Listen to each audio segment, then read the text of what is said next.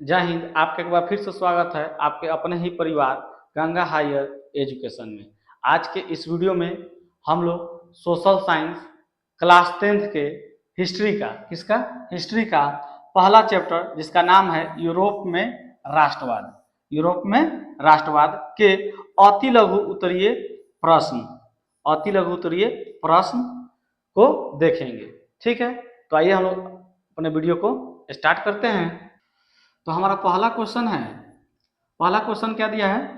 राष्ट्रवाद क्या है? पहला क्वेश्चन क्या है हमारा? राष्ट्रवाद क्या है? आइए इसके आंसर को देखते हैं। तो राष्ट्रवाद आधुनिक विश्व की राजनीतिक जागृति का प्रतिफल है। राष्ट्रवाद क्या है? तो राष्ट्रवाद आधुनिक विश्व की राजनीतिक जागृति का प्रतिफल है। यह एक ऐसी भावना है जो किसी विशेष भौगोलिक, सांस्कृतिक या सामाजिक परिवेश में रहने वाले लोगों में एकता की वाहक बनती है। ठीक है, क्वेश्चन मेरा पहला क्या था? राष्ट्रवाद क्या है? इसका आंसर क्या देंगे? राष्ट्रवाद आधुनिक विश्व की राजनीतिक जागृति का प्रतिफल है। यह एक ऐसी भावना है जो किसी विशेष भौगोलिक, सांस्कृतिक या सामाजिक परिवेश में रहने वाले लोगों में एकता की वाहक बनती है। ठीक है, अब हम चलते हैं अपने दूसरे क्वेश्चन पर। तो हमारा दूसरा क्वेश्चन है मेजनी कौन था? ताकि इसके आंसर को देखते हैं। तो मेजनी साहित्यकार, गणतांत्रिक विचारों का समर्थक और योग सेनापति था। ठीक है, मेजनी कौन था? तो मेजनी साहित्यकार, गणतांत्रिक विचारों का समर्थक और योग सेनापति था। उसमें आदर्श गुण अधिक और व्यवहारिक गुण कम थे। यानी कि मेजनी में क्या था? मेजनी में आदर्श गुण अधिक और व्यवहारिक गुण कम थे। ठीक है, इटली के एकीकरण में मेजनी का महत्वपूर्ण योगदान था। ठीक है, तो हमारा दूसरा क्वेश्चन क्या था? हमारा दूसरा क्वेश्चन था मेजनी कौन था? इसका आंसर क्या लिखिएगा? मेजनी साहित्यकार, गणतांत्रिक विचारों का समर्थक और योग सेनापति था। उसमें आदर्श गुण अधिक और व्यवहारिक गुण कम थे।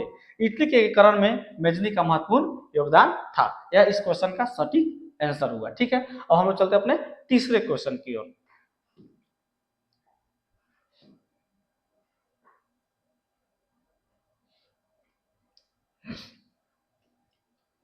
तो हमारा तीसरा क्वेश्चन है जर्मनी के एकीकरण की बाधाएं क्या थी? ठीक है, तीसरा क्वेश्चन क्या है?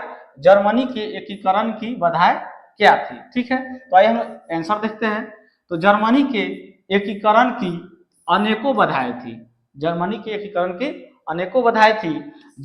लगभग 300 छोटे बड़े राज्यों में बटा हुआ था। जर्मनी लगभग 300 छोटे बड़े राज्यों में बटा हुआ था। इन सभी राज्यों के प्रमुखों की अपनी अपनी अलग सोच थी। ठीक है, इन सभी राज्यों के प्रमुखों की अपनी अलग अलग सोच थी। धार्मिक और जातीय रूप से भी वे एक नहीं थे। ठीक है, यह हुआ हमारा तीसरा क्वेश्चन का सटीक आंसर। ठीक है, अब हम लोग चलते हैं अपने चौथे क्वेश्चन पर।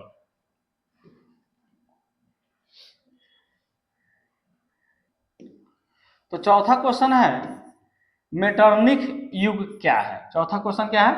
मेटरनिक युग क्या है? तो इसका आंसर देखते हैं। तो मेटरनिक पुरातन व्यवस्था का समर्थक था। नेपोलियन द्वारा स्थापित एकता उसे पसंद नहीं थी। ठीक है, इटली पर अपना प्रभाव जमाने के लिए उसने उसे कई राज्यों में विभाजित कर दिया।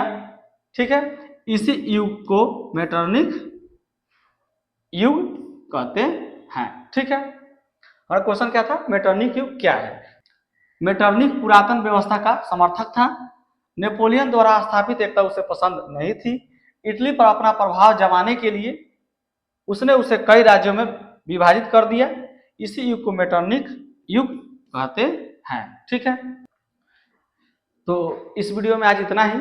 इसी तरह का और वीडियो पाने के लिए आप हमारे चैनल को सब्सक्राइब करें